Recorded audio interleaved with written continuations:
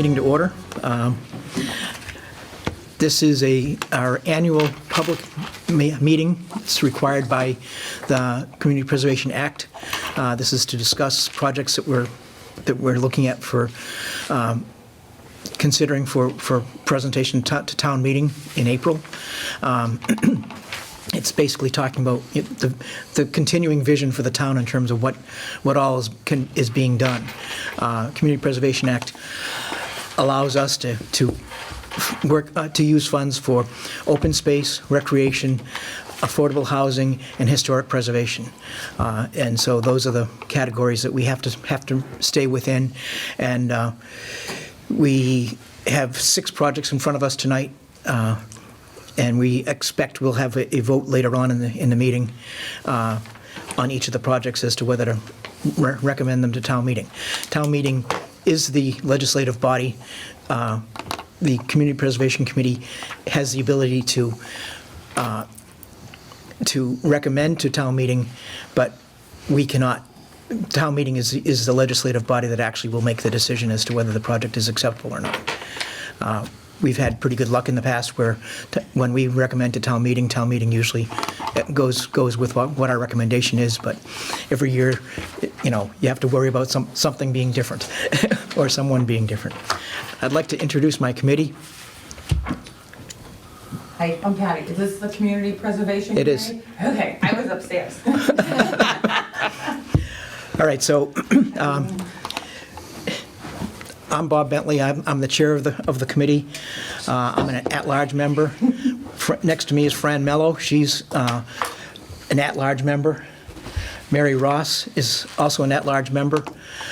Dan Badger is a representative from the Conservation Commission. Our secretary over there is Betsy Hubert. Next to me is Peg Wood. She represents the Housing Authority. We have Carl Miller. sorry, Carl. No problem from the studio audience, please. And he's representing the Recreation Committee. We have Connie Shea, sorry. And he's representing Planning Board. And Historic District. Oh, sorry, Historic District. And we have Patty Cooney. Patty Cooney, and she's an at-large member. One member who's had some back surgery done is not here tonight. She represents the Planning Board. That's Ellen Sordillo. The process for approving projects is quite a long process. Anybody who's gone through it knows that it's quite a arduous process to go through. We look for projects whenever people want to bring them to us. We're happy to get them, anytime during the year, but it seems like everyone waits until the 31st of October. And then we have to scramble because we have to actually, like right now, I have placeholders on the town meeting warrant for our articles, which we haven't actually come up with yet. But the town administrator has made placeholders for us. So I'm going to start the meeting. I have 6 projects. We're actually going to discuss the projects first, and once we're finished discussing the projects, we'll then be able to adjourn the public meeting, and after that, we as a committee will stay in session, but we'll be making votes on each of the proposals. So the first proposal in front of us is the Union Society Spire reconstruction, estimated at $20,000. Savory Moore presented it to us, and Savory has been before us before. Do you want to talk a little bit about it? Yes, thank you. Last year, 2 years ago, the CPC granted $60,000 to the Union Society to replace the cladding on all 6 spires on the Union Society building, also known as Union Church in South Carver. And that was done with manufactured wood, so it should last a lot longer than regular wood. It should be forever. During the construction phase, our contractor, who is Ben Fippen from Carver, pretty well known in town, he he discovered that inside the northern spire on the entryway, that the interior posts holding the entire spire up had rotted away. So that needs to be replaced. The other 5 interior posts on all the other corners were in good shape, and nothing needs to be done. So what he did was he sort of jury-rigged some interior support to make sure it didn't fall down, and gave an estimate for what it would cost to replace the interior column to make the 6th spire stand the test of time. So that's what I'm coming back for today. When he did the cladding on that particular spire, he made it so that the panels were easily removable, so we could get in there and replace the post, and then just put everything back. So what we're looking for now is to make that spire whole and make it support its weight, and also the tower above it. So that's basically what we're looking for. And have you talked to town accountant about not having to have 3 bids on this? I have not. I think there's a need to make sure that the waters are flat on that. All right, I can do that. This is really a continuation of... That's what I would think, if you presented it that way, I would think that would be All right. the most appropriate. Actually, there was a finance committee grant given to the Union Society last year, also towards this of $5,000. So that bringing the total up to $25,000, which is the price that was given to us. So we have 1/5 of the funding already in place. But if I need to, I can speak to I guess it'd be Kathy or Sue. Sue, probably. Sue? Okay. I mean,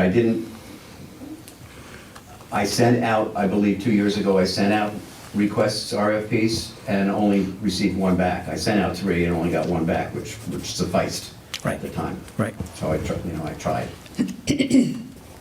I just don't want to run into a roadblock, Yeah, I can also talk to Sue about the timeliness of, assuming it passes, or not assuming, but should it pass, the timeliness in getting the funding. Right. Does anybody on the committee have any questions?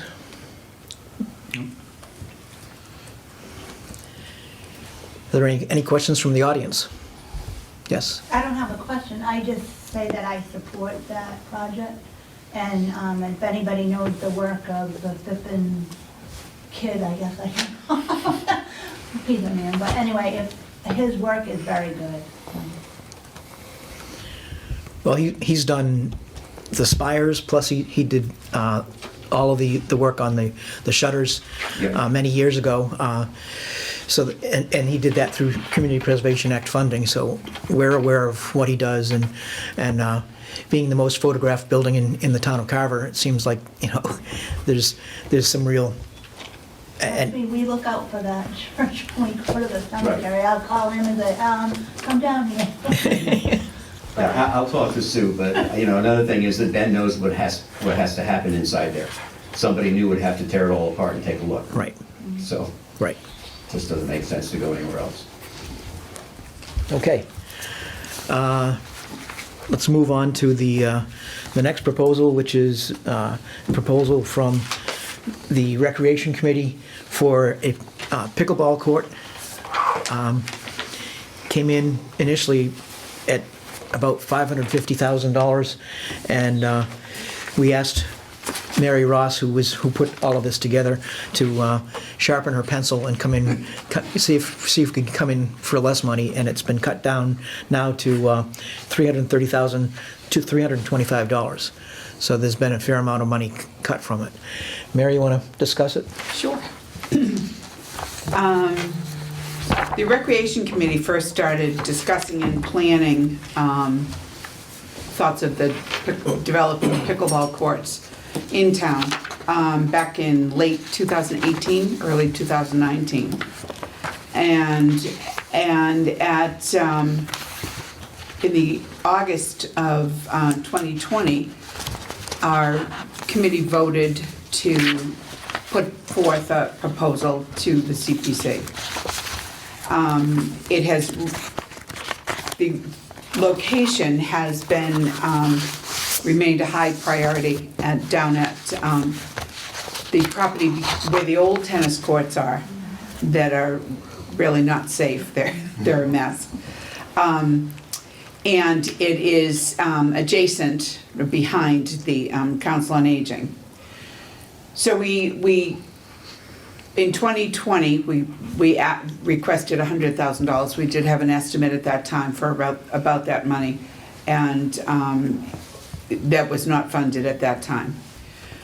So, like the little engine that could, we went back to the drawing board, and we had a feasibility study done, and it was completed by Fuss & O'Neill, the engineering firm the town uses. And in 2021, a request for an opinion of cost that was done in 2021, excuse me. And in 2022, we submitted a request for the funding, the application to the CPC, and as Bob said, the entire cost was in excess of $550,000. And that included, that was soup to nuts, so to speak, with redoing the driveway to the pond and delineating spaces for the parking, etc. So at that meeting in October, we were asked to, as Bob said, sharpen our pencils, and to find an additional source of funding. I applied for ARPA funds, which is the COVID relief money that the town was given. And on Tuesday, a couple hours before the meeting, I was told that though the select board supported the concept of pickleball courts, they didn't feel it fell under the strict guidelines for the COVID money.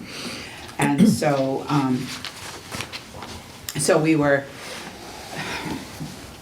we pulled our application, I guess is a good way to say it. So then, in looking at our estimate of $550,000, we went back, lots of conversations amongst the recreation with town administrators, my friend Savory, and we went back to the engineering firm, and they, we said we just want pickleball courts. And so that would also involve the fencing, the proper fencing, and the rain garden for drainage, I believe. And so the construction costs are now $260,920.40.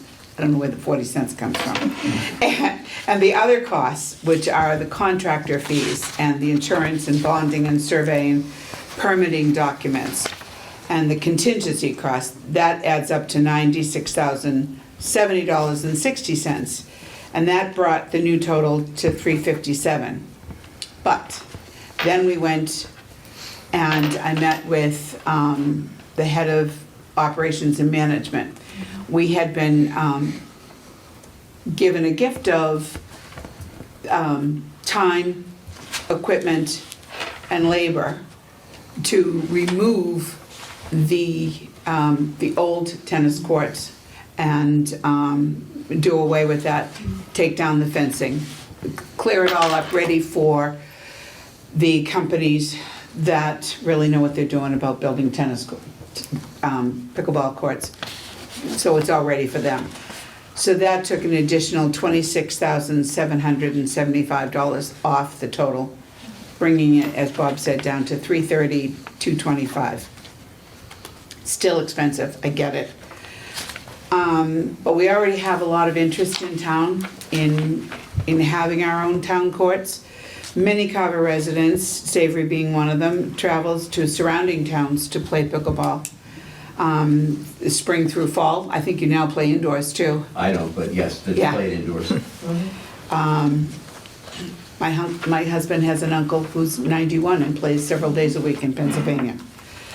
The courts will have multi-generational use. We have letters and emails in support of this location. I know there's concern about the noise sometimes that happens with a pickleball court, kind of like if you're playing ping pong, you know, that sound of the ball hitting the racket. We were advised that if it was in a neighborhood, that could be annoying to some neighbors. So we took that into consideration, knowing that really there's nothing right near it. It's really open space for that. I received an article this morning from edutopia.org, an educator's website that a former teacher sent to me. And in this article, it explained the benefits of adding pickleball to the current physical education curriculums in the elementary schools throughout the country. It's newly happening. So different skill levels can play. There are leagues that form, there are open times. It has many health benefits, physical as well as social and emotional. Forbes magazine has said 4.8 million participants, which is an increase of 40% in 2 years. I'll wrap up here. The Council on Aging Board of Directors feel it will bring more people to the Council on Aging for other events as well as just coming to the area. It can generate money for the town for its own maintenance fees. People generally pay a nominal fee to play. And, or if there is a league, there would be fees, just like any baseball league, or softball league, whatever. It does have, pickleball as a sport has the ability to transcend socioeconomic lines. So if you decide to fund this gift to the town, I can guarantee it will be well used and maintained from the recreation budget. We're asking to let the town decide at town meeting with your approval for this to happen or not, and leave it to the voters.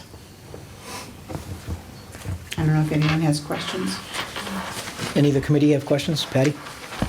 What is pickleball? I should have looked this up beforehand, but what is it? I don't know what it is. So basically a stand-up version of ping pong. To put it in simplest terms, yeah. Badminton, okay. Yeah, it's actually three sports. Yeah. Okay.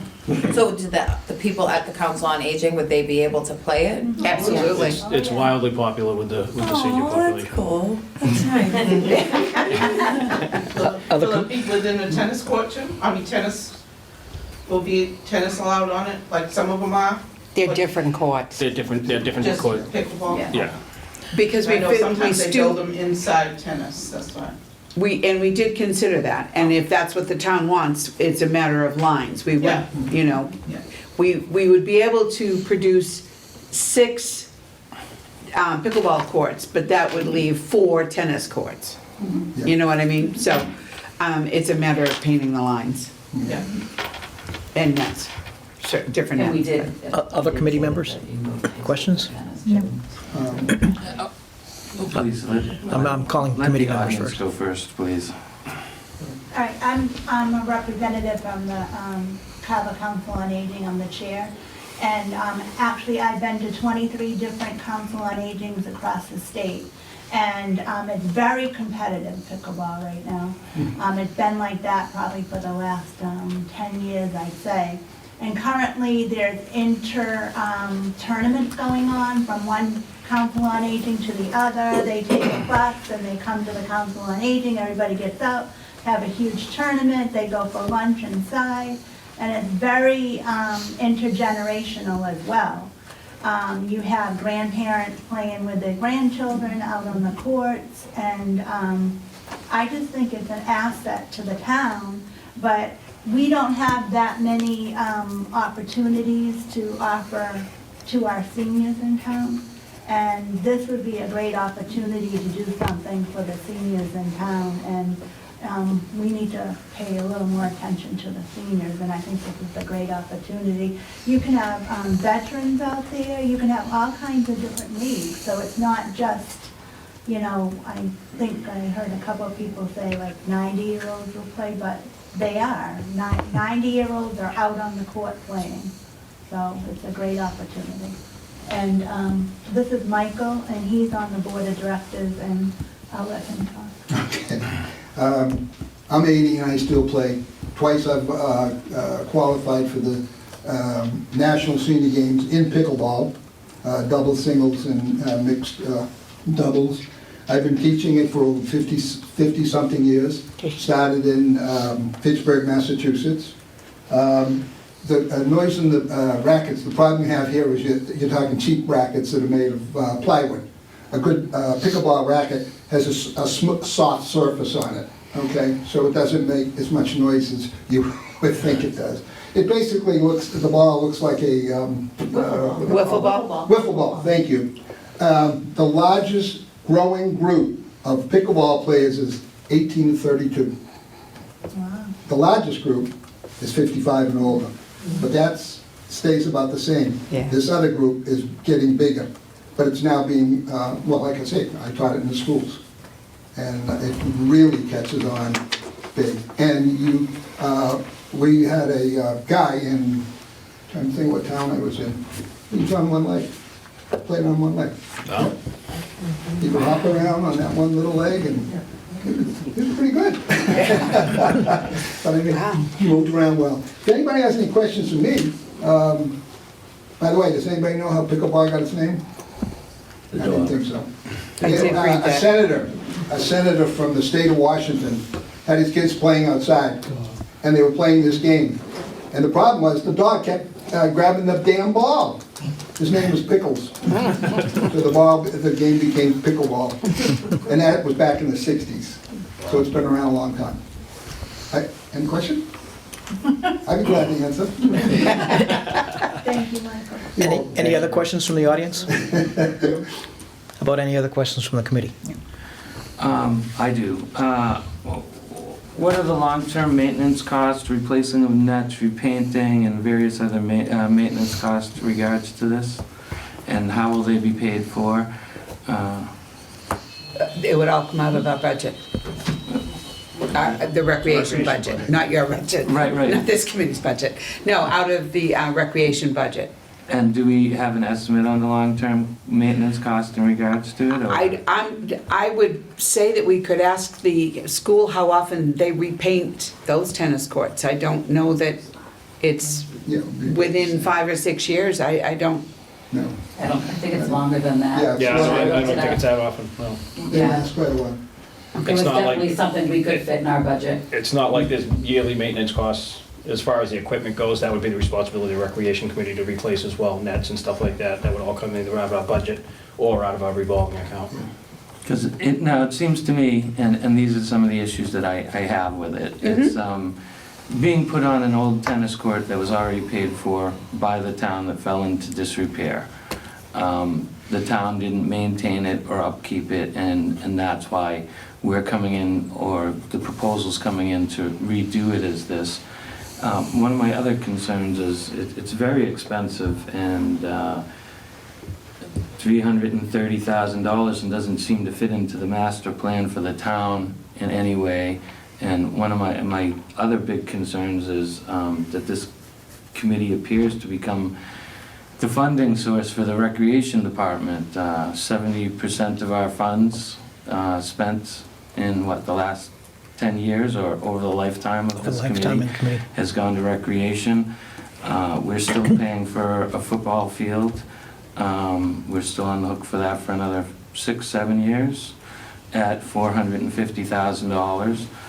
Currently, the recreation... To be clear, not to interrupt you, but that was a school purchase through RAC for kids playing sports. Well, CPC Right, but paid it was through RAC. and it's a long-term output, and it doesn't leave any money within the savings account of the Recreation Committee in regards to,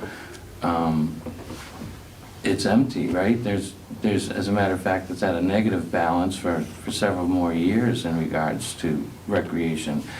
And I feel that You mean the CPC funds? The you mean? CPC funding goes into 3 separate accounts, one of which is open space and recreation, the other one's historic, and the other one's affordable housing. And currently, if I'm not mistaken, the open space recreation fund has no funds in it, and we're on the hook for several years to come, still paying for the football field. I think the money would be better spent on acquiring open space as defined in the master plan in regards to passive recreation and outdoor recreation. You're saying there'll be a fee to use the pickleball courts? If there are any leagues formed, League fees. So during the daytime, it's just going to be wide open and... no, who's- most leagues do happen during the day. Right, so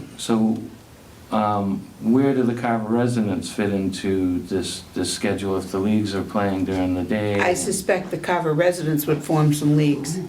Well, I'm serious. right, yeah, no, I understand that the Carver residents will be involved in leagues, but I expect a lot of the players would be from out of town and they'll be taking over the court. Not necessarily. For what, so you're saying that There would be, your there would be average, 4 kids from the town of Carver can walk up there at any time and expect to be able to use one of the courts, or? if the court is not already assigned to someone.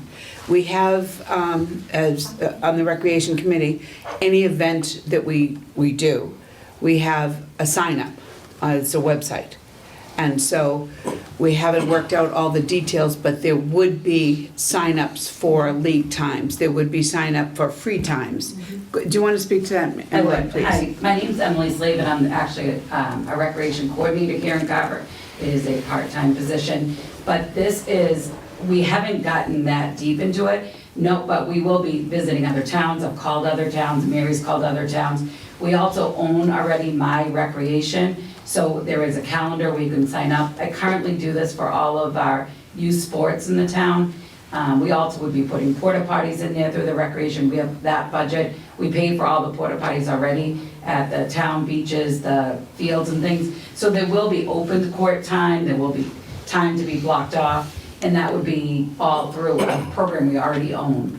So, and as a part-time, that would be just part of like fields, like as we book fields, we would do the same here.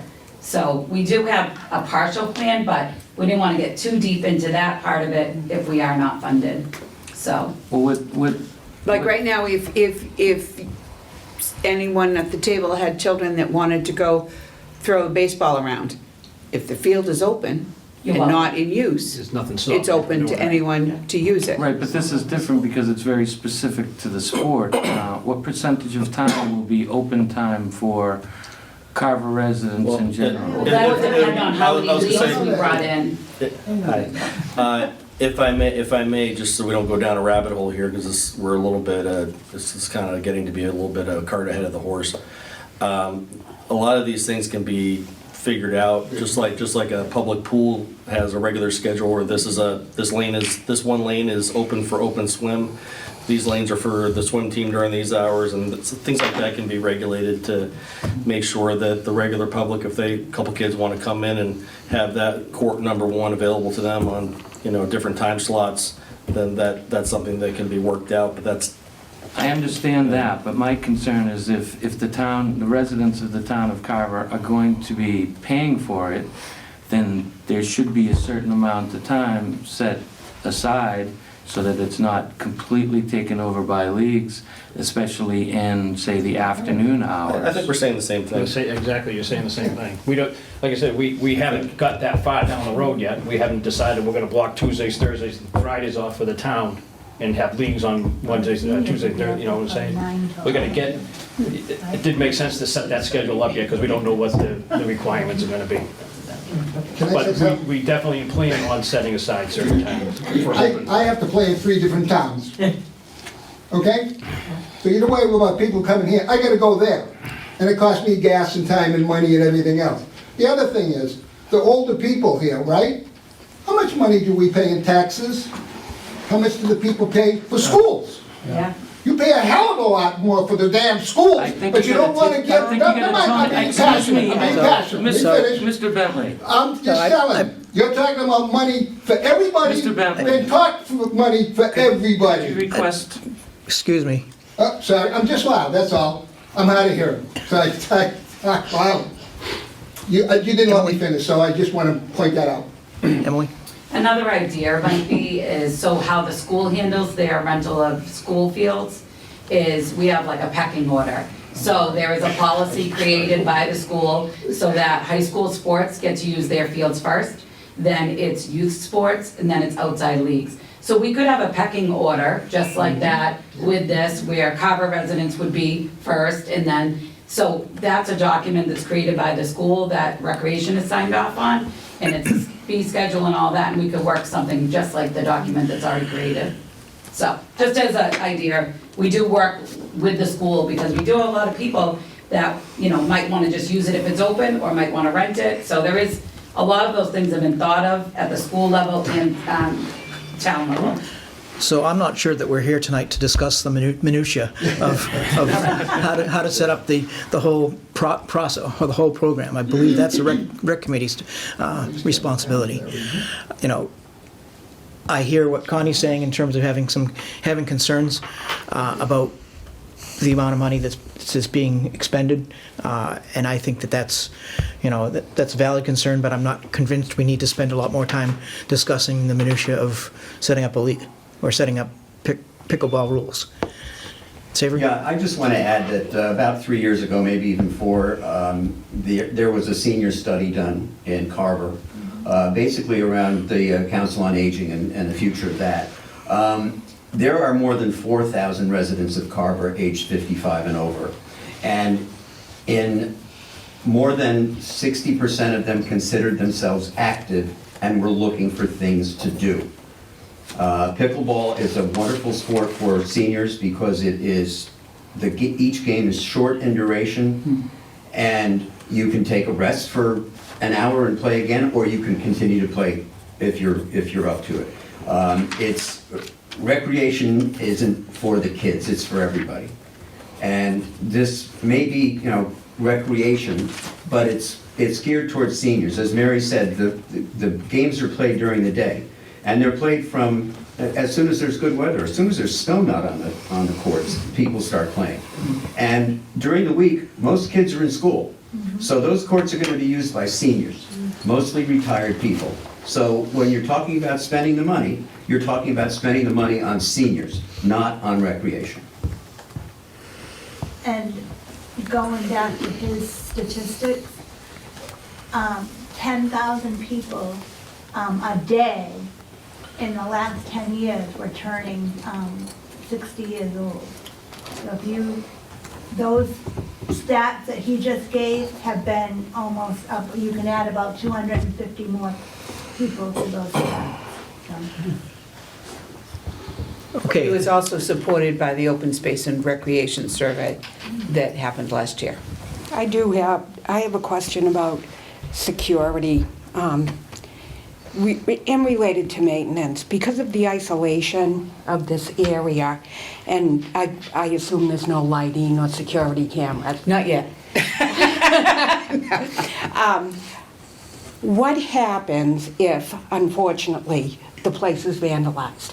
How is that covered? Is it covered under town insurance? Would it be something that would be able to be fixed, or? I would, having lived for 50 years with an insurance person who did damaged properties. Yep. I would say depending on the amount of damage, it would be covered by the town. So there's a deductible. Yep. Otherwise, it would come out of our budget. And we would have signage and that kind of stuff, asking people to be kind. But I think sometimes when you clean up an area, people are beginning to respect it, We were very nervous about the playground area. Yeah, but the playground's downtown, and, there's a lot of the activity. It's still set way back, and that was a Yeah. concern. Yep. And Okay. we've had no issues. That Yeah. was a question, Bonnie. Thank you. And otherwise, I don't have an answer. All right, are there any other relevant questions? I have one. So Patty? is there money there to do this project? Or is it something that we're gonna be, like what he said, we're on the hook for something already and we're adding more to that hook? Every year we've been, since we've had so many recreation projects, we're expending all of the money that's required to be set aside in the open space and recreation budget. 10% of the funds that come into us are to go into open space and recreation. Every year we're expending all of that money. But we have unrestricted funds, so there's 70% of the total funds that are allotted to us, 70% that are going to the unrestricted, and so we would be taking this out of unrestricted funds. Do we know how much is in unrestricted funds Yeah, this that's year? what I believe it's $1.5 million. Is that including what we already owe that- in regards to? Is that all Is that pots or available just funds? general? Is it available? Is that all pots? You know, so we have $500,000 in affordable and, We have a sizable amount in affordable housing because we've had very few affordable housing projects. We now have a sizable amount built back up in historic preservation because we haven't done that many historic preservation projects. So those pots are separate. They cannot be used for anything besides those purposes. Open space and recreation, because we've spent so much money on fields and that sort of thing, all of that money is expended annually. But we have enough money in unrestricted funds so that we're able to actually utilize those monies. do you know what the balance of the unrestricted funds is? Offhand, I don't have it. I would like to know what that is before we vote on this. Yeah, 'cause I Because know- of the size of this. Yeah, I know, like, our tax bills are all going up, and that's what, some of the people, it's coming in as far as, they might not be able to stay in town, some of our seniors might not be able to stay here. So that's my thing, is if we're gonna put more burden on people in town because our spending has gone over what we have in the bank, then it's not always a good thing. Like you said, you have to make some things up, and it definitely sounds like a really cool thing to do. Like you said, it would help out a lot of the seniors, but, that's definitely something you gotta make sure you have it in your pocketbook to be able to spend it. Well, that's true. The one thing is, this set of funds is a different, it's not in the calculus with regular spending as it relates to taxes. It's kind of its own fund. So approving this and not approving it won't affect your tax bill for the years to come. Right. It's gonna go up no matter what, and saying Right, no but to this doesn't change that. I would still want to know what the balance of the general Oh, fund absolutely, is. yeah. And it's a different amount I don't on your have the tax bill. exact number. I do know several months ago, I had a conversation with Sue, and I believe there was adequate in there. Yeah, But is that 375,000 or, is it $1 million? I don't know. Yeah. To be so honest. I think that's important to know. Oh, definitely. I just want to make, just one point. My kids went to private school until they went to the high school here. I paid taxes all those years. I still pay taxes, I have nobody in school. So when it comes to fairness of paying taxes, I think the seniors in this town have done their fair share. Oh, Because we don't get a definitely. break. Yep, absolutely. I agree. I too am a senior. Okay, so, I think we had a question. yes. I just gotta say one thing. I've stood by paying my taxes every year. Didn't say anything about the money that was spent on the new school, didn't say anything about the money spent on the new fire department, the new police department, and I'm a senior, and it's about time we did something for them. Instead of complaining about spending the money. Okay, so I think we've taken care of discussion of that project. Sure. Next project I have in front of me is presented actually by the Conservation Commission and the Carver Trail and Conservation Stewards. Dan, this is for the Adirondack-style shelters? Yes. Thank you, Mr. Chair. The Adirondacks, this project is just to be clear what Adirondack shelters are, just for the audience, they are essentially a three-sided log cabin. And the purpose of this site actually is to accommodate some camping and outdoor recreation opportunities for different groups, and create an educational space for conservation projects that happen. But also, this project is one that I should take a step back. This is a solution to some concerns and questions that the following groups had in terms of their wish list of what they wanted to see for alternative recreation. Those include scouting groups who camp out at the Cole property, which is the suggested location of this project. There are science teachers at the high school, of which I've worked and done STEM camp and alternative education programs with. There are homeschool associations, both in Carver and surrounding towns, that would use this as a field space for field trips and for an alternative classroom space at different times. And personally, as one of the leaders of scouting in Carver, while we camp there, I always am very much aware of the impact that any recreation has on any of our conservation properties. And so we identified a location that used to be where they would get sand for the cranberry production there, and now, so that is already an impacted area. And the idea is, instead of setting up even tents or other shelters in the woods or out in the fields that have natural indigenous flowers and habitats coming back, we have a set and safe area for youth and other groups to camp out at. And some of those groups, I mentioned some, but also I left out, there are a couple of equine groups that can do horse treks out there, and maybe even just to use the Adirondacks to use as cross ties to have a group lunch out in that area. Also, the particular location actually is, believe it or not, ADA compliant in terms of the access to the trail is relatively flat and can, although you're not allowed to drive out there, but you could. I've gotten a loaner of the town's mower and push mower, and to clean up the area before kids get there to go camping. And it's a very nice flat area. If anybody has been out there, it's on the edge of the Blue Trail. If you look up the trail systems on the town's website.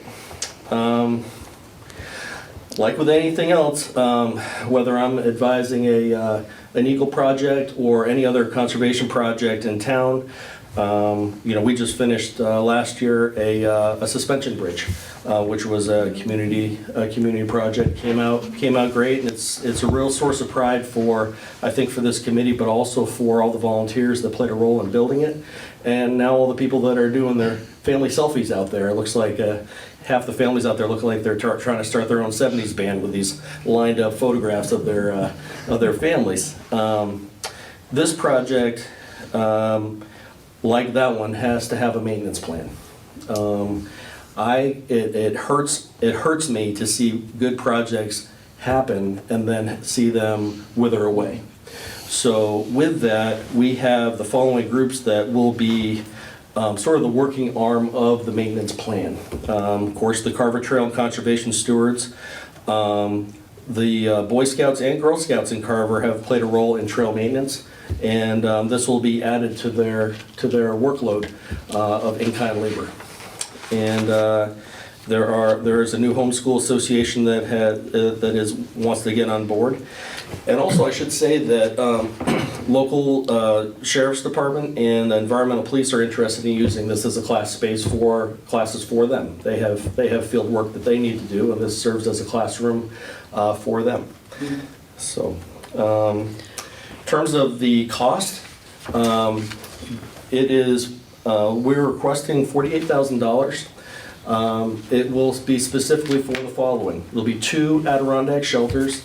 Due to fire code, it will require a steel roof on both, and there will be a fire pit in front of the shelters as well. although I should say a lined fire pit, and I can get into talk of the design of it, but it's to mitigate any chance of root fires and things like that, and also protect from wind. In terms of the governance of this will be overseen by conservation, and just like with any other conservation project, we have a system in place where there would be a sign-in and sign-out system, so that, I don't know if you've ever been at other towns that might have a place to paddle on the North River, for example, but you have to call the Marshfield Fire Department and get a fire permit, just like any other town, and check with their conservation agent to let them know that you're going to be out there. A similar process will be in place for that as well, just so that there's a lot of self-policing going on as well. The large majority of the cost will go to materials. The rest will go to permits. There will be some fees for some contract labor, but in large part, the actual labor expense will be in-kind labor like past projects. I don't know if I can pass around to the audience, but I have some very fancy Google Earth photos I can pass around. The only thing that is not going to be part of this project is a porta-john platform. That came up as a request by some of the people wanting to see the project happen. I've encouraged them to forego that idea and turn it into either a day use location, or there's a system called a luggable loo, where you bring out a bucket and a privacy tent, and I could get into detail with that. I run a whole class on it, and but the idea is to mitigate impact in that regard as well. Is it okay to pass these to the audience so that they can? Okay, so just ignore Porta-John platform, but this is the entrance on Pleasant Street, and this is actually the site where it sort of marries up. You want to pass these around, and this is a sample of what the shelter would actually look like. Okay.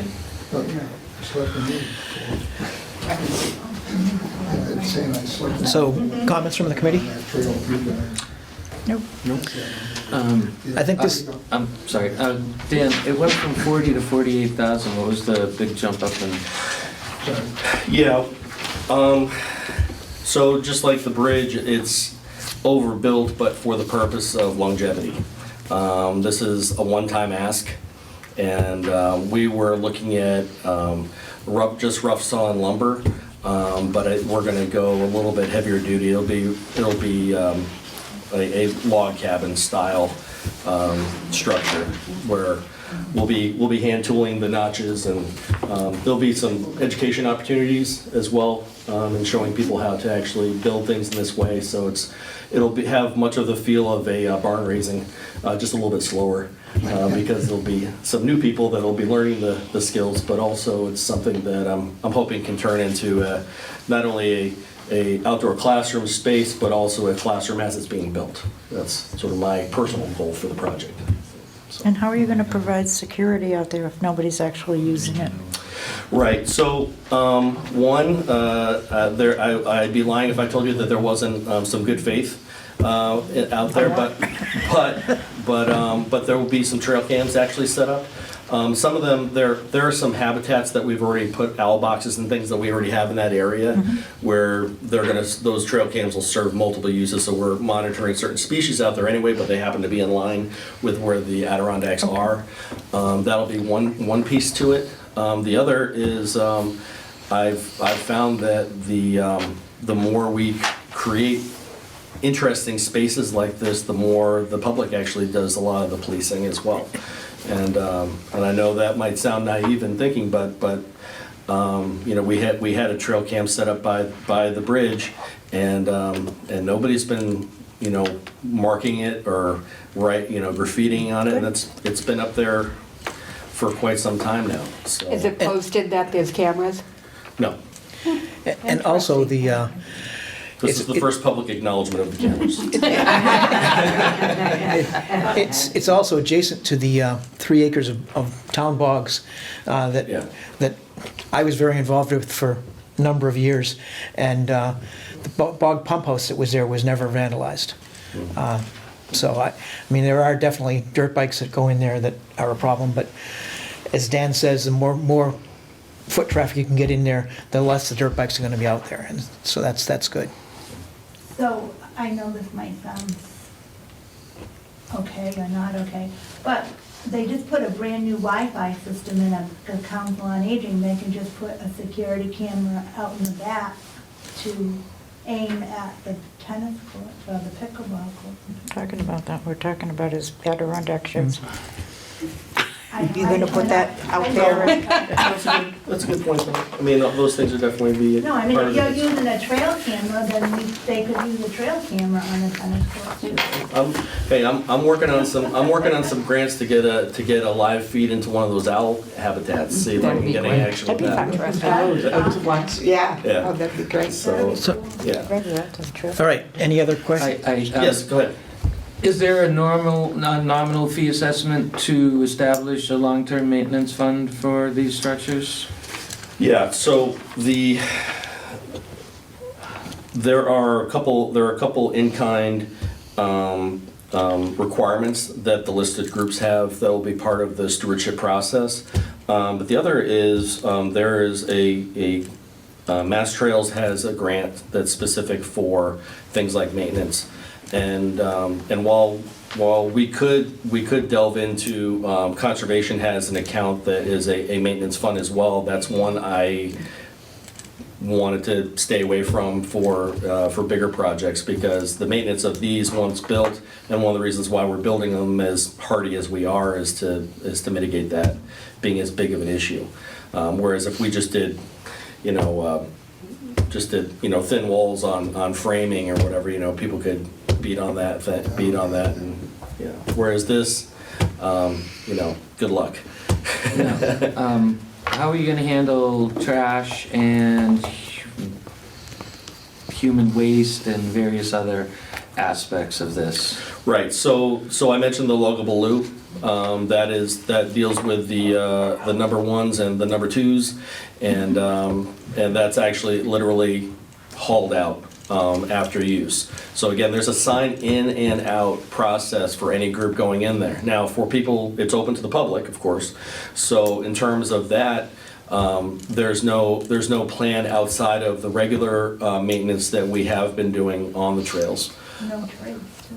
No trace left behind. Yeah, well, we'll literally be teaching, actually on April 1st and 15th, this is a good time to pitch it, there's on April 1st and 15th, free to the public, there will be a how to manage a trail crew workshop from 10 a.m. to noon on Savory Avenue, not at Cole property, but at Savory Avenue. And we'll be discussing other things like Leave No Trace, which is a certification that I provide, free of charge. So I have Yes. a question too. Okay, so I'm new to this, I don't know much about it, and I don't mean to be like redundant on the same, tax question and all that. So are all these different proposals all trying to get money out of the same area? Like how they were saying the seniors would really enjoy this. Is that if we approve, say this one, is that going to affect the funds that the seniors would need to be able to get the pickleball court? Or is that out of a different fund? This will be coming out of open space and recreation as well as pickleball court. Okay, so they're all kind of in it. Whereas Union Society is historic preservation. Yeah. So that comes out of a different pot entirely. But this project and the senior one will come out of the same Right. one? Okay, so that would go back to needing to know how much is actually in there. Yep. Because I definitely agree, like you said, the seniors do, so that is definitely something that I would like to see, like how you said, what's in there. Sure. That you have to work with. Sure, yeah, and not to overly pitch it, because I think every project here, I think, is pretty worthy. Yeah, oh, definitely, it seems personally. awesome, yeah. But just to add on,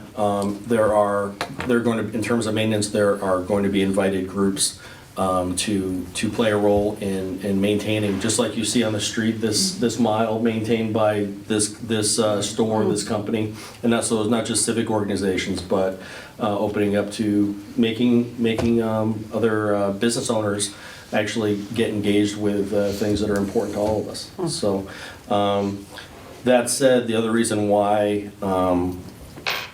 I have two projects here that promote outdoor education. Is that the other side of it is more on the quality of life and therapeutic side of things that benefits us all. This actual trail is one that I personally see seniors at fairly often because of its access and because it's not a hilly one. It's a pretty spot. There are people that use one end for. I see a couple tree stands up there every now and again. So there are people out there hunting as well. They're seniors, and then of course equine groups that are out there that. Of course, the spans all kinds of demographic there, and but again, it's a quality of life thing that this is proposing, and I don't think it's really specific to any one group, which is not an accident. A quick question. What will be done to protect it? I know that the area is open for hunting, so clearly there's going to be safety concerns. So currently, I'm glad you asked that. I get to pitch another thing. So currently, there is an eco project underway that is revamping the kiosk at the parking lot, and with that is a higher degree of signage to educate people on where the trails are, where they go, a suggested code of conduct. And a suggested know before you go list, as it's called, which just simply helps people better prepare to safely enjoy themselves outside. And Is there an open hunting schedule that will there be is posted? things like that will be posted. Yeah, I think that's good. Yep. Yep. And there'll always be a suggestion of making sure you're blazing up. I should say in that area you're not allowed to shoot with a rifle.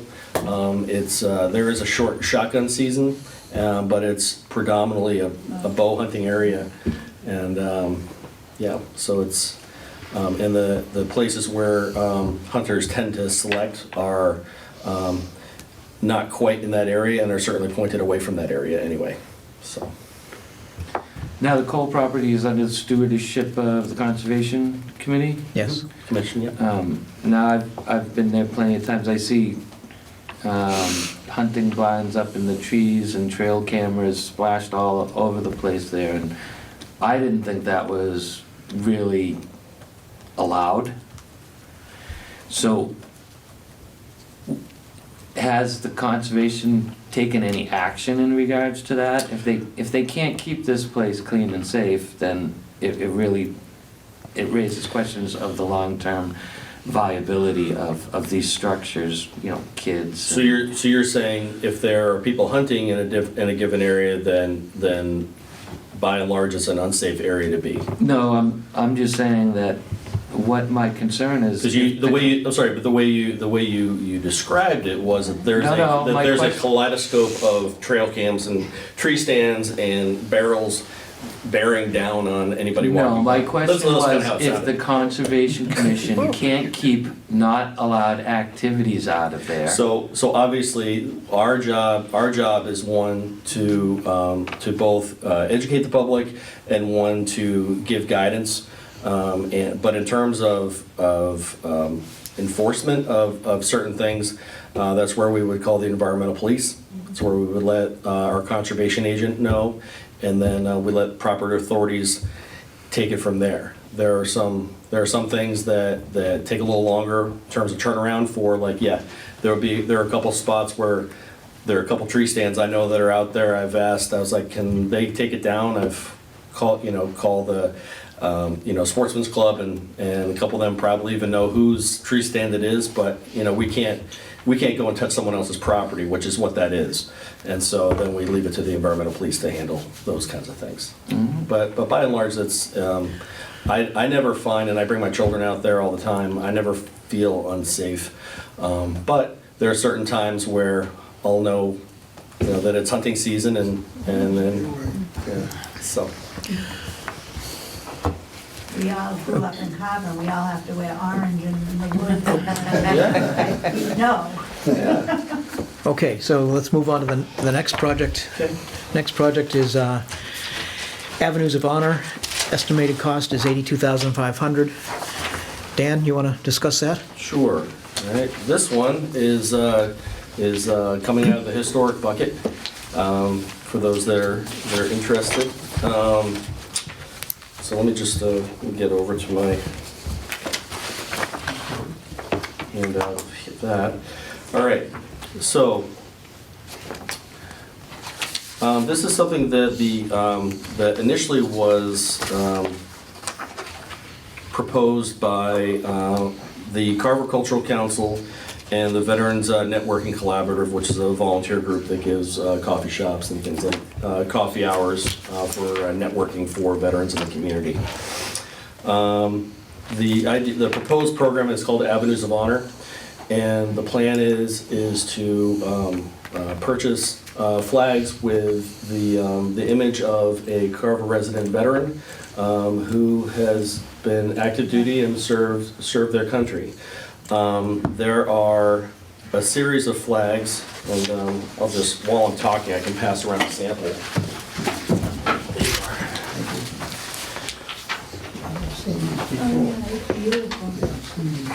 So, call it Avenues of Honor, just to sort of give you some imagery. If you can imagine, all down 58 Main Street, there are flags for veterans who are Carver residents from all eras. If we do not have the actual picture of that veteran, then what's appropriate and what's pretty standardized, I've talked with other towns that have taken up this similar project. They have different names, but all the same purpose, and that is to honor different active duty veterans that have served their country. That if we don't have their picture, then we would put that era's symbol or that branch of service. And it's avenues plural because Carver has a history of service, and there are quite a few veterans listed. And so 58 won't cover it. So there'll be some spurs off in and around the different poles around the ball fields and things like that. The idea is to have this placed basically from beginning of May through the end of November. So we hit major holidays, but also those flags are protected during the harsh winter months. Let's see here. Do you know the size, Dan? Yeah, so let's see here. Oops.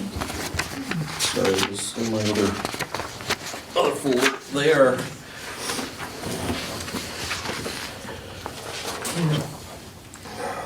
They are 18 by 36 inches.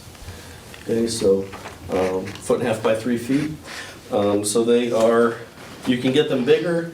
You can get them smaller. You want them big enough so that we can actually see who we're looking at, but actually not so big that it could potentially be, picked off by a passing truck.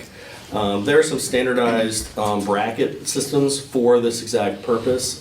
Some will be for metal poles. Some will be for wooden poles, depending on where they're actually placed. And the brackets can stay and be repurposed for sporting events. If we have a team, for example, that's going to the playoffs, if the high school has flags for those athletes, those can certainly be used as well.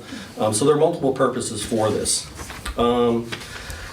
There have been different, and I wanted to thank the committee too, because while I'm presenting this, this was also something that this committee helped cultivate in terms of how we would go about pricing, how many flags we could get at the same time, and how we wanted to spend the money, because we could go get less flags and spend less money, but each flag is more expensive. So that was a bit of a concern. I know a couple members thought that if we're going to do this, let's get as many as we can with the best rate we can. So according to we have members of the select board and the town administration have requested this project have a supporting fund for its maintenance. I agree. For additions to its ranks, because while we have a given list, there are a lot of unidentified veterans and families. So I know that there were some concerns in the veteran community, even the Veterans Office that said, well, we're not sure because we don't want people being upset that their veteran is not up there. Well, that's a good problem, because what we're gonna have is a mechanism for, thank you for letting us know. Just like any other project like this, if you wanted to buy a brick or submit for other projects, it would be very much like that. How much of the individual flags do you have? The individual flag, well, I do it per set, so a flag with the bracket Yep. is $55 per set. Very reasonable. Very reasonable. And we have an initial list of 1,500 veterans from eras going back to the Revolutionary War. So, and of course, I know that there are a whole slew of others in between. Yeah. I just have two quick questions. One is after the meeting, I think this is a great idea. I brought it home to my father, who was a veteran. He thought it was great. Will there be a fund where if, say, he wanted to mail that $55 in or something, that you would take it? Yes, no, thank you for bringing that up, because there is, Good idea. while it hasn't been formed, and it shouldn't be formed until Yeah, after but will it be? till after town meeting, Yeah. but there will be a stewardship committee Okay, that will be open to, different members from different groups. That I know that there have been members of the select board that asked to be a part of this. I know that there should be, and it's recommended that.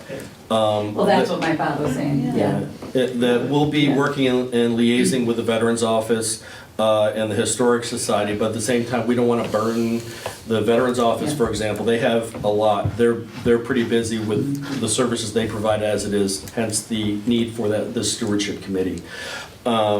In terms of grants, I work a lot with veteran programming, and there are a lot of grants that offset or matching funds where we can have a funding source. Again, without you'll find one of the common themes: I don't like touching town budget money.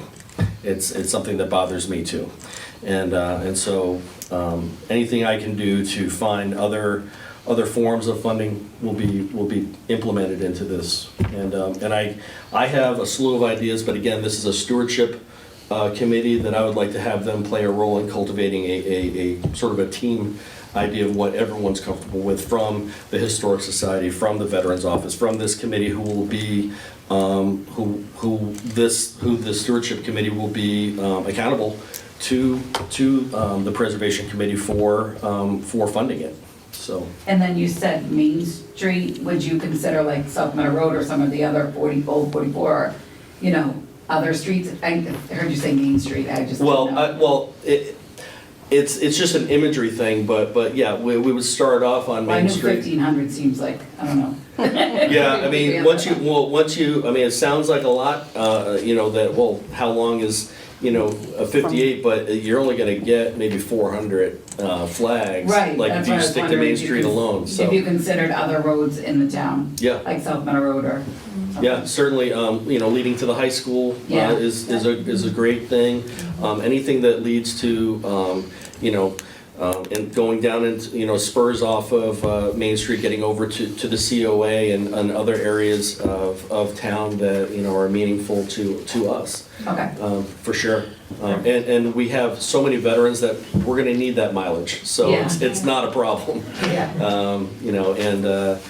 I just want to finish the presentation, and then I'll be happy to answer any other questions. According, because this will come up, like who qualifies. So, let's see, where is it?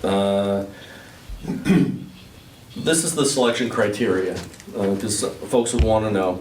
A veteran is defined per Title 38 of the Code of Federal Regulations as a person who served in the active military, naval, or Air Force who were discharged or released under conditions other than dishonorable. So it is avenues of honor. So I think, a general or honorable discharge is appropriate. Now, the other things that a couple of our committee members actually asked some great questions that I'm going to bring into my presentation. I'm not going to say who it was, but her last name sounds like Boss. But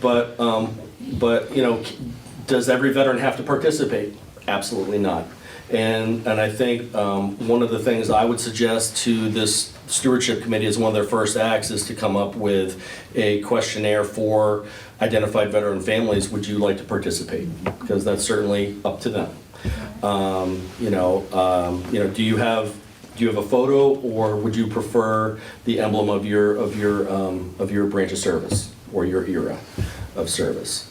Things like that. So I think those are very appropriate, because even though there are a lot of veterans that are unidentified because they don't want to be identified, and I respect that. So, and I think we should too. If this project is to, honor them, it's to honor their wishes as well, not just their service. So, yes. Well, I happen to be a daughter of a World War II veteran from Carver, and my father was the youngest from Carver to leave for World War II. So I actually have one picture of my father, if you can believe that. So I would really, my family would highly want to be involved if, if you have a committee or something like that, we would like to be involved in that. Yeah, no, of course. And it's one of those things, again, while I'm presenting this is not my project. This is a community project. So, I'm the mouthpiece only right now. Once the committee once the committee is formed, I'll get out of the way. Right, and I went to New York, Rochester, New York, and they have this there in Rochester, New York. I was like amazed at it. It was just so beautiful, and I saw it, and I'm like, that would be so cool. Yeah, I think it's one of those things that no matter how tough you think you are, when you see something, I think it gives you a sense of pride in your town, in your community, that we all collectively are. It's sort of a reverence thing where we're identifying that there are things bigger than us out there, and that's one of those things I think that exemplifies that for sure. Dan, are the flags double-sided? They are. Same person on both sides? Yes. Okay, so you get to see him coming in and going. I didn't quite put it like that, but I like that. I'm gonna write that down and take credit for that. Yeah. By all means. All right, are there any other, I just have one, logistics. Yes. Do we currently have the equipment to install this? Yes, we do. okay. So one of the parties involved with this, and I'm sorry if I did not read this, but DPW is part of this. Will be obviously have to be part of the stewardship committee because they're going to be involved with this. I have in mind. I work with a couple groups that do OSHA training, and I have in mind to get some volunteers trained as well to help, but that's sort of a thing we have to work with the town administration to see what is okay and what's not okay. But the flags are set up where once the brackets are up, then the flags are easily, there's a sort of a lead hook where you can, so that volunteers, if they wanted to hang the flags, they could do that without worrying about people up on ladders and things like that. So I just didn't know if we had a bucket truck in town. I think we do. Yeah, We do have okay. Yeah, we- Okay. And also one piece See it that, done at donuts all the time. that may have come up, not to put my own feet to the fire, but, there are different people that we need to have to make this happen, and they've all given their support, and one of those is a local electric company. In terms of, they have to liaise with public officials, not me, but I made the public officials aware that we just have to let them know that we're going to be putting our hands on their polls and to make sure that that's okay, and that's a pretty standard. There's precedent for these projects, so. Yeah. any other questions? I just, permissions, like, are you gonna request from the families of the veterans? I mean, before you put them up, or? Yes, as I said, the initial thing we have to do once this passes town meeting is to create, so this is the paint by numbers. We have to get this approved here, we have to go to town meeting, get it voted through, but then we have to get that stewardship committee assembled, and once that's assembled and we decide on, once we decide on how we want to go, what kind of questionnaire we want to get out. The questionnaire does go out to make sure that the current list that we have are wanting to participate or not. And then once they are willing to participate or not wanting to participate, then we can know what our initial purchase order is. You said they're gonna be up year-round? No. No, okay. No, they have to be, just so they don't get beat up, they have to be taken down, I would say. I- Certainly sometime after Veterans Day, I would guess, but before Thanksgiving, somewhere in there. Can we get a letter of commitment from the select board saying that they will fund the maintenance, repair, and put up and removal of? I don't want to speak for them, but a couple of them. Right, I know you can't speak for them. No. What I'm saying is there's overwhelming support for this, and they want to be part of being champions of this project as well, and I'm happy to have them be that. So in terms of the support from them and from the town administrator's office, that exists now. But this is the first step, and then, But I'm just saying, I think we should have that in writing, that the town is going to pick up the long-term maintenance costs, because I'd hate to see things flapping around. certainly, and that maintenance plan should be in place before the purchase order is made. Certainly, and I don't know if this body controls that, but again, I know that I would seek this body's permission to, take given steps or take on suggestions for things like that as well, for sure. Because I don't want to see this project, again, like the conservation project, I don't want to see this die on the vine either.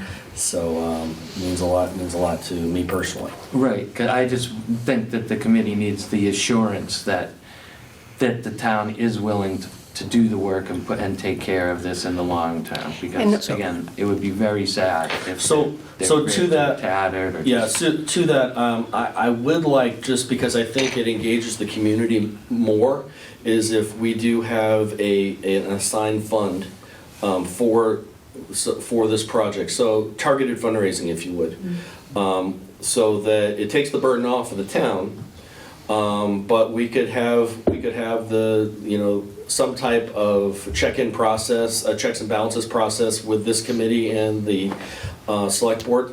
I think that's a great idea. What I do like is the idea of there being some fund that people can contribute. Yeah. So that they're part of this project as well. Not just the more the merrier, but in fact, it'll make people accountable. It'll fund itself. It'll I fund think so. itself that way. It will. You know, It at will. $55 for a complete set, the replacement flags, if necessary, probably are very reasonable. Yeah, about 3/4 of the sets are the hardware, not the flags. Right. The flags, even before they gave us the good price break, the flags themselves were, $30. Yeah. And that's ordering 500. Yeah. They go below, they dip into the teens when we got into that $1,500 bracket of volume. So. Last question, again, it has to do with the long-term maintenance. Yep. I would think we would need assurances for the storage, that they're properly stored and maintained when they're not up. Yeah, no, absolutely. I've talked with a couple different groups about that, and I actually am looking at the idea of having, just a storage, climate control storage space for things like that, and also one that, the one group I haven't talked with is the Historic Society, but we have a lot of artifacts in this town, I think, that I worry about being preserved, and so, some of this fund could go toward a storage space that is climate controlled, and one where we can make sure that these things are actually archived, so we know where they are, we know what's there, and it's inventoried, including this. So even though this is a new thing for the town, this is also just like any other artifact. It's something that we want to make sure we protect and for as long Right, as and possible. I just want to make sure that there's a plan that the town says in here, and I know they support it, that this is going to have a lot of support. I just want to make sure. Enough of our veterans have been lost and forgotten, and I don't want that to happen if we're going to put them up, we want them taken care of, we don't want them chewed on by rats or destroyed and left up all year round, and Well, people that know me know that, I tend to be a bit of a control freak when it comes to things that I'm in charge of, but I can tell you as a veteran, it's something that I won't be bending on in terms of making sure that these are protected. It's very important to me and my family, and the service that generations of my family have provided as well. And I don't talk about that a lot, but it's something that I hear what you're saying. It's just as important to me. So, the last question, I don't expect you to go out, you're not planning on going out and ordering 1,500 flags, right? I'm not sure, I'm just asking. So. Because you're saying you needed, or we're gonna ask. No, they're gonna honor this quote. And I should say, the different quotes I've gotten, by the way, are flag companies that are veteran owned as well. That was also an important consideration. But in terms of ordering them all at once, that again is gonna depend on what we have for storage. One of the things that we had talked about is like, well, what if we only have the manpower to get up 500 brackets the first year? That's okay. We can get up 500 flags to start and rotate another 500 in the following season until we get more of the brackets up. But all that, the initial, because I don't want to come back to the well, and I want to create the supporting fund. We can get more flags for this amount of money by getting them at once, as opposed to getting a third of the amount of flags for almost the same amount of money in the end. So. Because we don't typically do grants, right? There's oversight for the money, so I didn't know how that would be handled. Maybe Bob could answer that. We don't do grants, and we basically, as you're ordering stuff, you turn in the receipt, and we get committee signatures on it, and then it goes to the town accountant for pay. And this is in perpetuity, so we'll be overlooking if this gets approved, $82,500 in perpetuity until it's spent, or? Well, it depends on I mean, if he spends, 82,000, I'm not expecting it's going to be a 20-year project. Right. I'm expecting it's going to be, a shorter term project. We've Gone as long as 5 or 6. Right, we've gone as long as 5 or 6. I can't foresee. Additional veterans that, now you've got 1,500 flags, but all of a sudden you've got 2,000 veterans. You know what I'm saying? I mean, that Hence the could purpose potentially for that happen. fund to continue. So, that, right, so I today. mean, but if you're talking about taking care of this $82,000, that fund would be where? In order to buy those extra 500 flags that you didn't anticipate here, you know what I'm saying? I do. So who would have control of that? We do. The money Here? is paid out But if it's after the invoice comes in. Well, if I may, once this initial money is spent, I would imagine, and this is not for me to decide, but the stewardship committee would form their own accounting of this moving forward. That makes sense, yeah, okay. Again, I just want, idea of a timeline, like 4 years? I would hope that inside 2 years. Okay. Yeah. Yeah, for. So that we know that what we're dealing with too. Right. Yeah. And I heard of it done another way too, and another way, like, you had to have been drafted from this town, not like a new resident, you know what I mean? Like you had to have been living in this town when you were drafted.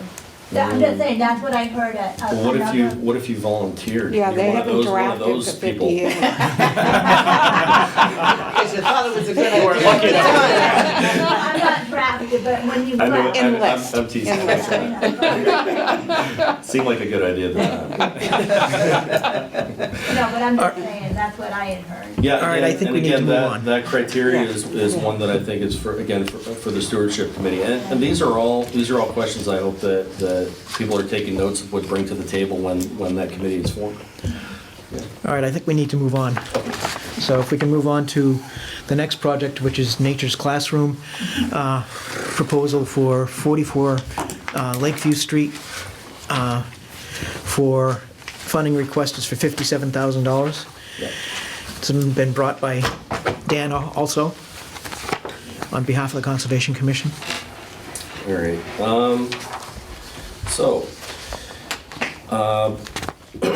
this has been close to a couple years that Conservation purchased a property at 44 Lakeview, which is on Sampson's Pond. And there have been different ideas for what that property could be and who it could be for, ideas for development. Conservation has a different view of what development is defined as. I have more handouts for the public. This one's a little trickier. And so when I'm done with my presentation, I would welcome people to look at this. But essentially, there is a short-term plan to build a pavilion on the upper part of the property that's closer to the road and just adjacent to the COA. Over the years, I know Mary and myself have been part of committees that have looked at how to plan out that entire area. And I took advantage of the fact that there might be an opportunity for this conservation property under the purview of conservation to do some of the development to augment and also take away the burden of some of the ideas that whole complex wanted to achieve. Thank you. A pavilion just adjacent to the COA provides, and I'll get into what it provides for conservation and for outdoor education, which is its purpose, but is a 3-season meeting space that actually is both ADA and wheelchair accessible. More so, I might add, than the COA itself, unless you're dropped off right out in front on the street. And so whether seniors want to have a meeting or I've seen yoga classes at places like this, but also a meeting space for, we scouts meet there periodically, and having a space that we could use without having to set up a big 12 by 12 tent would be nice, and but one that serves a lot of different groups and organizations.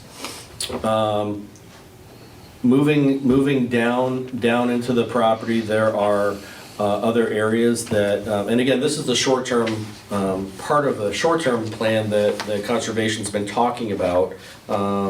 Nothing has been set in stone just yet, but every aspect of in terms of development, would be, introducing things like indigenous flowers and bird boxes and things like that.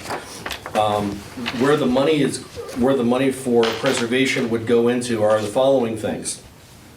There is a proposed 20 by 38 pavilion, a 636 foot split rail fence to protect the property from the new resident that's next door, to make sure that that area is protected.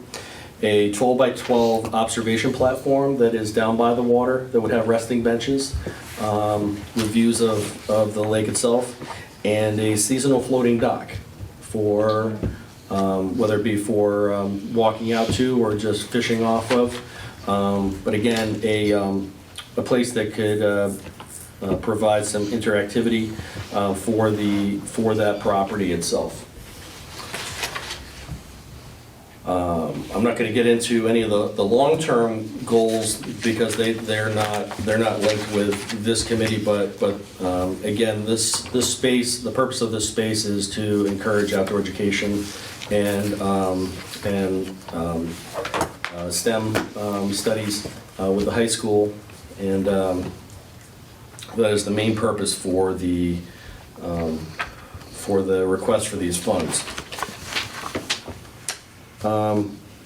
So I mentioned in terms of conservation, this plan allows and meets conservation standards for development, but also it has a tie-in with school, with the high school and middle school and elementary school in terms of providing another resource. much like a field house for school groups to utilize this space and to safely recreate in a different way and under the guidelines of conservation restrictions. Being adjacent to the COA, it opens itself to that community. And for general education, much of the trail that's set up will have much like a self-guided eco tour, where the signage that is up will talk about different species that are indigenous to Carver in this area. And going back to the senior study that was brought up in the beginning of this meeting, that was one of the biggest considerations in the placement of that pavilion itself, because we could place it in a different part of the property, but it's one where there's an old fence that is on one side of the property that can easily be removed and provide access once other trees that are overgrown or invasive species are overgrown we can create just natural lanes between the parking when you park down at Sampson's Beach, natural lanes so people can just walk right across and drop a blanket for a picnic, and an area that'll be a safe and beautiful space for everyone to enjoy, families, seniors, anybody. So would the existing structure still stand? This would be to the right of it? Right, so the existing structure, I don't want to digress into long-term planning. That's something that I'm going after more grant funding for that, to turn that into a green off-grid meeting space. So there'll be green technologies that will be running it, geothermal, solar, there'll be a composting toilet, just a whole, and have it split into two sides. One side will be basically a kind of a workshop for biology, for field studies, where we can have monitors for those systems that are in the house, that students can come by and understand how those technologies work. And then on the main side can be a meeting space. One thing that this town is, I believe, short on is general meeting spaces for civic organizations in general. And that can be whatever, a system of signing in, signing out like you would the library, a room at the library.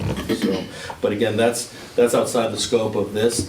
I guess the other thing is there's a garage there that's used, that we've talked about turning that into a boathouse, so we can have a space for people to sign out a kayak or canoe for Sampson's.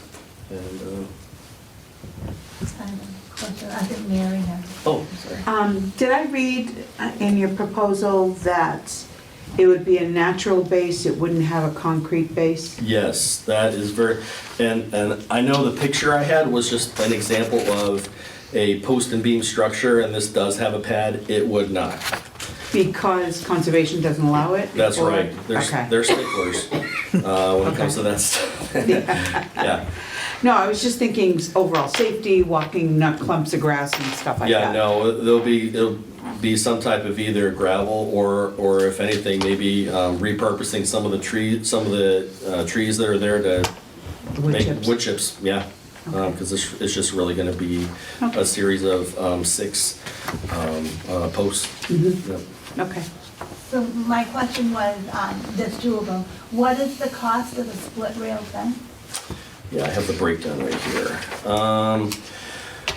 Split rail fence right now these are all max numbers before I roll them out. So the pavilion itself, you're looking at the most 30,000. We're gonna build a pretty hardy using 6x6 framing and a metal roof. And again, I want these things to last. I don't want to be fussing around with things being all dilapidated in 10 years. That's not acceptable. The split rail fence is $15,000. So That's something you can do without? Well, it's, one thing that is being intertwined with the fence itself is a series of different bird monitoring boxes, and you know, it's something that can be, certainly this is the max it would be. I have noticed that since we did the initial pricing, supplies are decreasing. So you know, the request. More natural planting, you know, like not planting, but the more natural fencing? And does a split rail fence, does it fit into conservation? It does. Rules and regulations? It does, and if I may, excuse me, the property adjacent to 44 Lakeview on the west side is now privately owned, and a new house has been put up there. So we now have public property next to private property. So some type of fence is going to have to go there. The proposal to go with a split rail fence is something that is natural and is open and protects the view of the pond from Lakeview Street and from the entire property. And in a sense, I think we're trying to build a fence that we want before the homeowner builds a fence that we don't.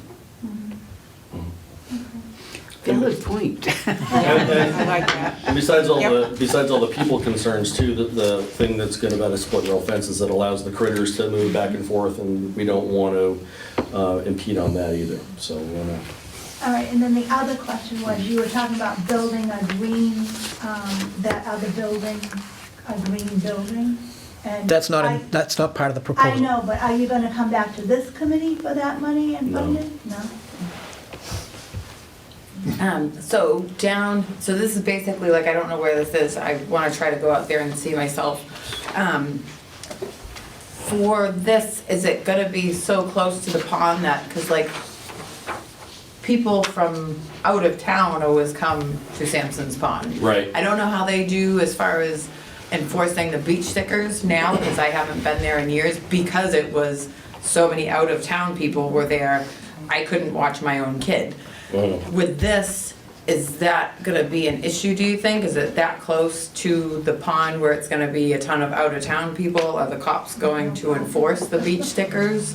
And, you know, if everybody from out of town comes to enjoy the Carver's stuff, you know, they might not be as respectful because it's not their taxes paying for it.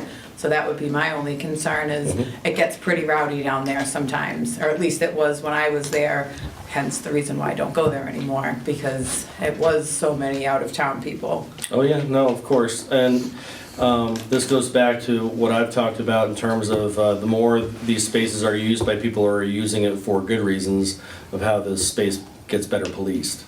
I know that more and more colleagues of mine and I have been running, you know, water safety programs and things like that out there, and it, you know, when they see, you know, instruction going on of how to paddle a canoe or whatever, they realize they can't beach their you know, maybe they trailered in a pontoon boat from Brockton or whatever, they can't park it there. There's a class going on. Yeah.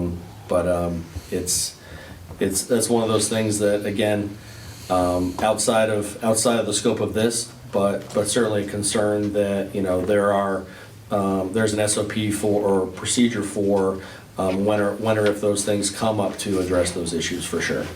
And the more of these projects come up, and the more we create venues for different organizations to use them, the more standing we'll have, and the more priority these locations will be given to protect them by the police. You know, when we get more things like this built, whether it be civic spaces, those things get added to patrol routes. So.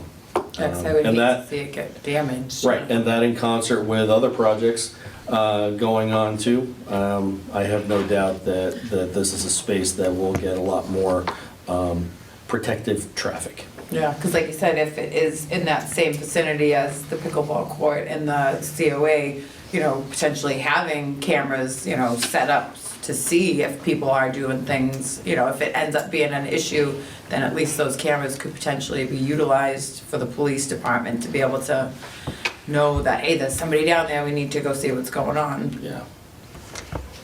Yeah. I expect this is coming out of the recreation fund? Open space. This open space Well, and a recreation. pavilion and a dock is, Open space and recreation.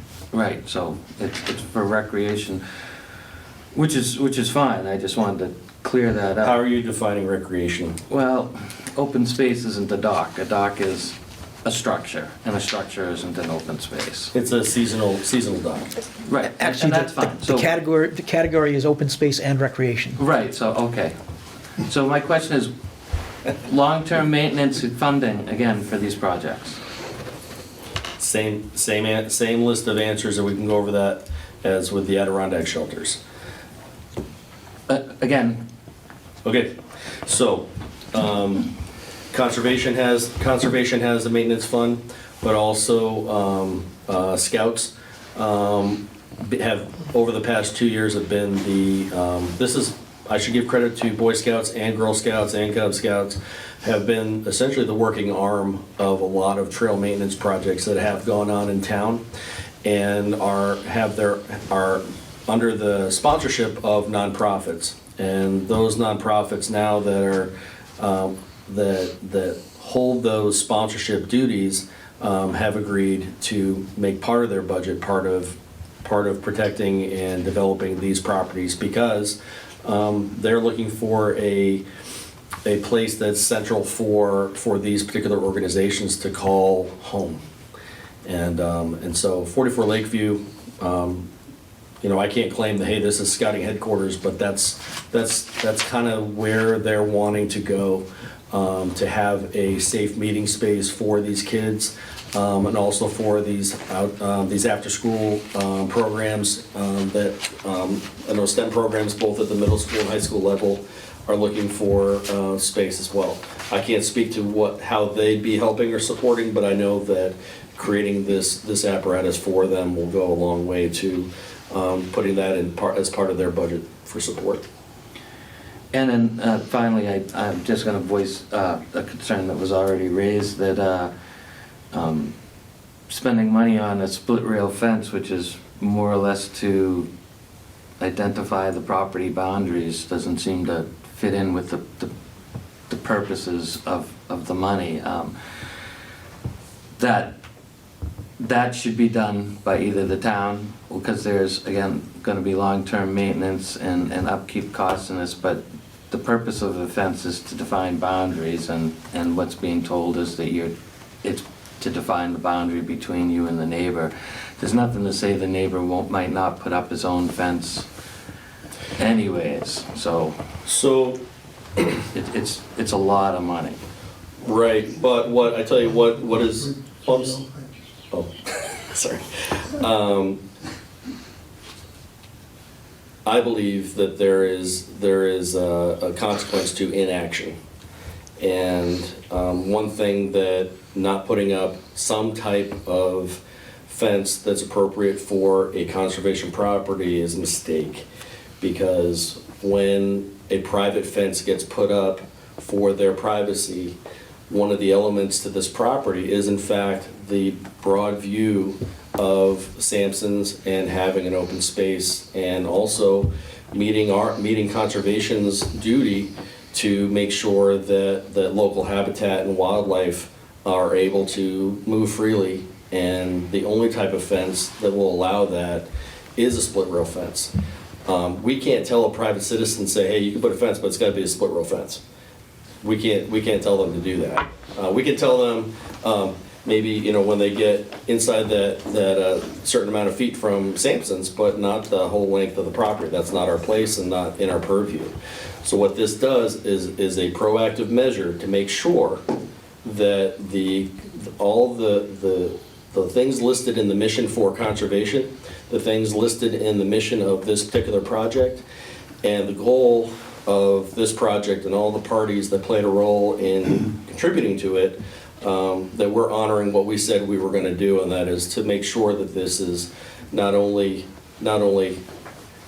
serves as a divider between private and public land, but does it in a way where it adheres to conservation standards that this town's voted on. I'm just asking, why should the CPC be paying for the fence? It's conservation property, correct? And why hasn't conservation or the town established the boundaries of the property already? I mean, why is it a request for a fence? Now, if the pickleball goes through, a fence is necessary to the pickleball court. Playground, a fence is necessary to maintain the safety of children playing in the middle of the ball field. So where does the necessity in regards to this and the funding of CPC? So those are apples and oranges, because what you just described are fences that are required to keep kids and balls in, whereas the purpose of this fence is to allow wildlife in and out. And that, again... Because Yeah. more or less it was just said that this was to establish the boundaries and to put up a fence before the neighbor gets their fence up. That's only one consideration. I think I listed a few others. But I hear your point. Do you think it falls under CPC? I don't think there's would be any problem with that. Patty? The question once again, does this go in line with the pickleball and the Adirondack all trying to get the same funds, right? It's out of the same pot. So that would be awesome if we definitely could find out, because it would be cool if we could fund all three of these things. And now the flags for the veterans, that's under historical funds? Okay, so that we wouldn't have to try to, okay. Now, how do we find out what's in that fund? I can talk to Sue Moquin. Okay, cool, because that'd be awesome. I mean, they all sound really cool. It'd be awesome if we could do all three of them, you know, if the funds are there, obviously. All right, so let's move on to the last I and... think there was one question out in the audience. Oh, we had a I question. just had a quick one. I don't know this because I don't know the laws, but say you did put up that fence, could they still put up a fence, right? Yeah, sure. I'm not saying that, Sure. I see why you want to do that, and I agree that you're being proactive, but just because you do this, does that mean they can't? My understanding is once there's a fence up, I believe there is some setback that is then required by them from the fence that's there, if there's already a pre-existing fence. I'm not sure of that. There's- I know that. There's no I can't- bylaw in town for the fencing because they have a fence viewer. And they have in the permitting they do. department, they have a fence viewer, but in the permitting department, there's rules. But I don't believe there's an actual bylaw for, am I wrong? No, you're completely correct. I will say that the neighbor, the private neighbor is somebody who is in favor of the split rail fence and would not be building a fence. Yeah, but he won't live there forever either. Well, Neither will we. it's one of those things where we, I'm taking a stab in the dark and it's worth Maybe stabbing. they- if Okay, they have- all right. I should say also that this is a request Just on so it. everybody knows, a unattended split rail fence will last 15 years without anything done to it. It'll last approximately 25 years if it's taken care of with other things. I had a fence a fence thing with my neighbor. I got together with my neighbor. We split the thing and put the fence up. And like you're saying, you might ask the neighbor, would he be willing to go in on split rail fence? Might save a little money on it. Just an idea. Okay, we're done with that. The last proposal in front of us Thank you. it was proposed to us a few months ago from the Carver School Committee. They were looking for renovating Pond Street fields, and it's for a feasibility study. The feasibility study is estimated at $84,232. Ron Griffin, the operations manager, came in to us and said, this is what we want, and the caveat is that we need, if we're going to do the feasibility study this year, we need between $500,000 and $600,000 next year to do the work itself. So I don't think the committee was looking very favorably upon that. I know it would be strapping the committee once again, and so I'm not sure where we're going to be going with that. But Is anyone here to present that No. project? no. That's to redo the soccer field, correct? The upper field, yes. Yes, Yeah. That's a feasibility study. Just for the. that's just feasibility study. Susan Field for the high school. The ones. And the just ones so everyone knows, we, Up high, that they piled The- the dirt from the state. the select board made a huge mistake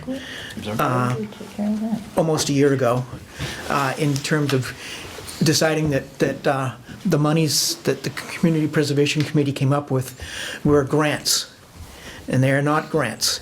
We do not give out grants. We have oversight over every penny that's being spent, because of the way they did it last year, I ended up having to write the articles differently so that we made sure that any extra money didn't automatically go to that organization. It came back to us and went back into the community preservation funds. So we watch how much is being spent, and we question how much is being spent.